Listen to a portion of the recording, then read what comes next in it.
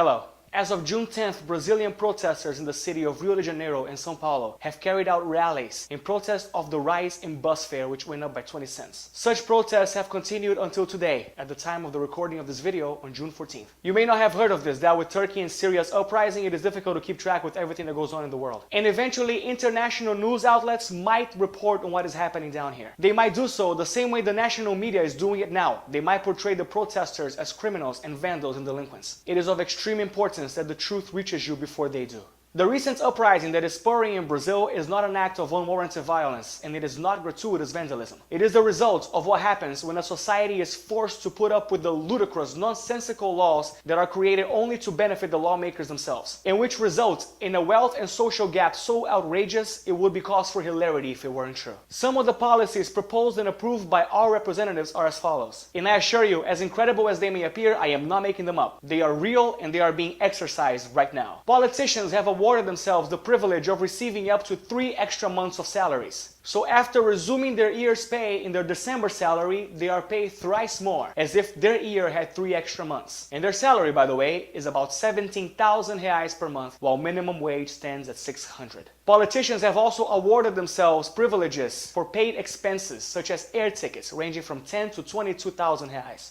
Government-provided housing expenses to the tune of 3 to 4,000 reais. Private phone expenses for up to 1,000 reais per month, as well as an amount between 60 and 82,000 reais of spending money, which they then can use in order to pay off whoever they claim is necessary for them to conduct their daily functions. Politicians sometimes take advantage of this by hiring friends and relatives for completely made-up positions, professions that don't exist, just so they can give them free money for nothing. And once again, while all these things are happening, minimum wage stands at around 600 reais. Politicians couldn't care less about their constituents down here. And this complete disregard for their constituents has resulted in some deplorable situations in health, in safety, in education. It's common to have hospitals that look like war zones, with patients lying about in the hallways instead of in a gurney. Or to have a patient who is in critical condition but is told by the hospital staff to which he goes that the hospital is full, and then being given the order to ride alone by bus, public transportation, to another one. Here, the country that brags about how well prepared and how advanced it is to host the World Cup has such deplorable and horrible and sad education conditions that people have just given up on it. Keeping in mind that a politician here earns 17,000 reais, can you imagine how much the salary of a teacher would be?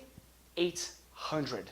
Imagine a person who went to college to exert a profession as important as teaching a generation of children to lead the country in the future, having to only allow herself 200 reais, or rather 200 bucks from your country per week to feed her family. That's how it is down here. And yet the Brazilian capital turns a cold shoulder to all this. While these disgraceful facts still persist and occur, they are building right now, or have concluded building by the time you watch this video, the Mané Garrincha, the most expensive soccer stadium to ever host a World Cup game, at the tune of 1.2 billion reais. 1.2 billion, while people starve in slums and die in hospital corridors. Also, in the subject of preparing for the important events of the World Cup and the Olympics, poor people that live around the areas that are being prepared to host the soccer games of the World Cup and the games of the Olympics have been evicted from their homes in a near Gestapo-esque fashion. The police have marked the front doors of their homes, preparing them to be run over by a bulldozer the next day. And any resident that tries to stand his ground and stay home is being met with crowd dispersion evasion techniques, including gunfire, with total disregard for women and children. And even now, as we speak, a bill is being discussed that will render the Supremo Tribunal Federal, the government body that is responsible for keeping politicians in check, completely useless. If this law is accepted, then politicians will run free and be able to do whatever they wish to without anyone to check on them. This is absolutely unacceptable. It has gone on for too long and people are sick of it. Only this time something substantial can be done, and that is where you come in.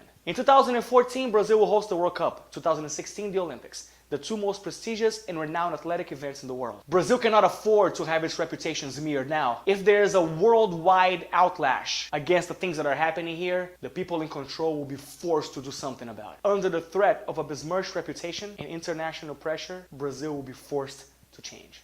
We're not asking you to do too much. Just please post something about the facts we have just told you in your Facebook wall or Twitter feed. Also, if you want to research in the internet to see if what I'm saying is true, go ahead and do so. As well as the recent riots that are happening in Brazil, in the cities of Rio de Janeiro and São Paulo, you can research them as well and talk about them. Write about them in your Facebook wall and your Twitter feed, along with the hashtag #ChangeBrazil. Then tell your friends about this video and share it. Continue sharing it on Facebook, on the Facebook wall and the Twitter feed. In fact, I would like to beckon every vlogger that exists in Brazil that may see this video, and by extension every vlogger in the world that sees this video, to talk about these issues. You don't have to talk about this video in particular or talk about me or the channel if you research whichever it is, but please make some noise about what is going on down here. If you wish to help spread the hashtag below, feel free, it would be awesome, but if not, whatever. Just please make some noise. Something great might be happening here now. Please make it so that we don't let this moment pass us by. The people are always more powerful than the government chosen to preside over them. Always. Thank you, and please help us.